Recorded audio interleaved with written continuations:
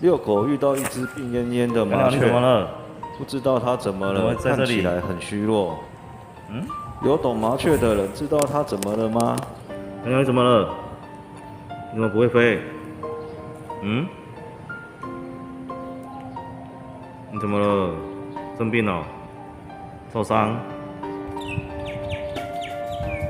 怎么办呢？那么问题来了，大家遇到这种情况都怎么处理呢？